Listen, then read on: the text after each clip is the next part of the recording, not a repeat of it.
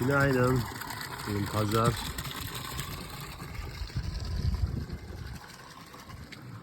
Kırklareli'nin son köyleri.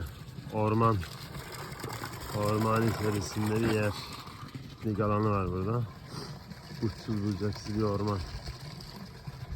Havası mis gibi.